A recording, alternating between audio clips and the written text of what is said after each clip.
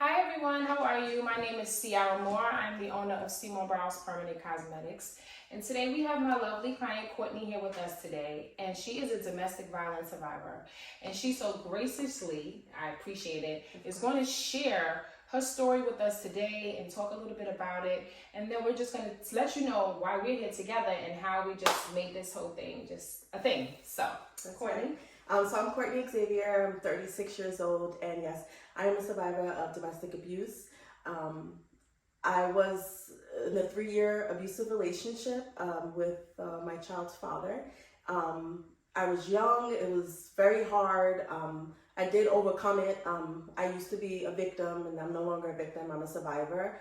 And I reached out to this lovely lady, Sierra, because I saw that she was giving back, and she was looking for, a survivor, someone that she can place upon her skills, her lovely skills, to give back. And I felt like that was important for me to tell my story. I felt like it was a sign from God that it was time to tell my story, because I've been wanting to get services from her for a very long time. So this opportunity came and I couldn't pass it up. And that's how we came here today with you today. So, Courtney, I have to ask you, is this your first time actually sharing your story with anybody?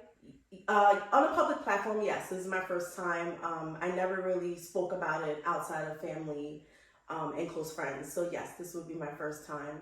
I'm a little nervous, so bear with me. Well, take your time. Take your time. That's what we're here for. Right. So just, you don't have to get into so many details if you don't want to. Whatever you decide to share, I appreciate it. My platform appreciates it, because I feel like this can help someone else. Right.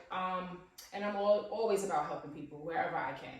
Right. So just tell us a little bit about your story and how you became a survivor, and, how you just try to avoid that for future. Right. So like I said, I was young. I was 18. I got with my abuser at 19. And just everything was fine. It was a normal day. Everything was totally fine. And the abuse actually didn't start until after I broke up with him, because I was made aware by another female that he was cheating on me. And so I confronted him. And had I had known now the triggers of an abuser, I would have never confronted him alone. So I did confront him, and that's when the abuse started. And I just lived my life in fear. I was in college at the time, and I did get help I worked in the dean's office. So after the first assault on me, they did help me. They helped me, they got me a lawyer. I went to the law office, and that's when I became privy to his record, that he had like assault charges, like he was just a known history of it. He had a history of violence. Cases kept getting dropped because he would, persuade them to drop it. And so after that, I thought I was in the clear, but he began stalking me, and then I felt like I had no choice but to just be with him, because it was a small town that I lived in, and everywhere I would go, I would see him. I would go to get gas for my car, and he'll be there. He knew the school I went to, so he would just show up all the time. So I felt like I just had to be with him. And so I got back with him after breaking up with him after the first time that he abused me, because I felt like I had to, and I was scared. And I have a daughter by him, who is my biggest blessing ever. I would never change that for the world. But she was conceived by him forcefully, so I, will say that. But I didn't go back to the office where I was working to tell them, because I was ashamed. Like, after they try to help me get away from him, I was ashamed to go back and say, hey, I'm back with him, and now I'm pregnant and I need help. So after I was pregnant, I just fell into a deep depression. In college, I was going to class, but I was sleeping in class.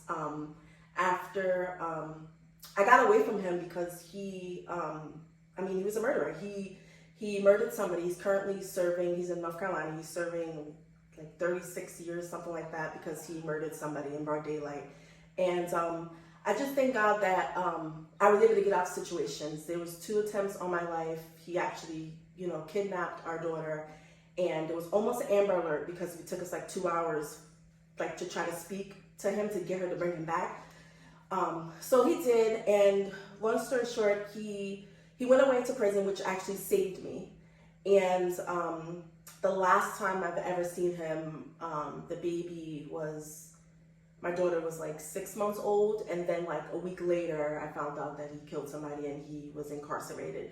And so I just started to live my life after that, and I stopped being fearful, because even though when I would break up with him and I wouldn't be with him, I was still fearful, because I was like, what if I see him here, or what if I see him somewhere else? But I got my life back when he went away, and so that was the biggest blessing. And then also my daughter who came about was the biggest blessing. Right. Yeah. Wow. Oh my Yeah. God, that's a touching story, girl. Yeah. Woo!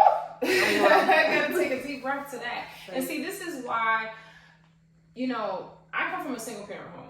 I didn't really see domestic violence, but I did see a lot of arguing and stuff like that.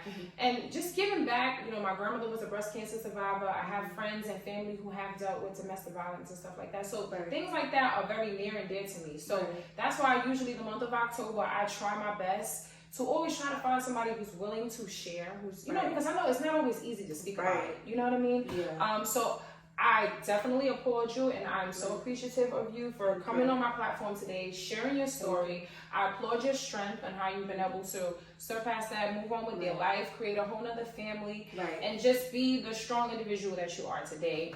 And we blessed Courtney with some beautiful brows. They look amazing. And Courtney, thank you so much. And I just want you to let the people know, how do you feel today, being the survivor that you are, and then receiving the service on behalf of something that you've been through? And like, you know how past pain, but now it turned into something so beautiful. How do you feel about it today? I feel great. I feel great about the service. One of the biggest things I said to myself when I got out of the relationship is, I'm going to pour into myself, and anything that makes me happy and make me feel beautiful, I'm going to do it. And like I said, I've been an admirer of her work for such a long time. She's done my friend's eyebrows and it looks amazing. So it's just something else that made me look and feel beautiful. So this service really helped me, and I appreciate you like doing the service, because it really, it's a lot. And like I said, I'm nervous to tell my story, but it was time, and I'm just glad I got to do it. So thank you. So thank you guys. Bye.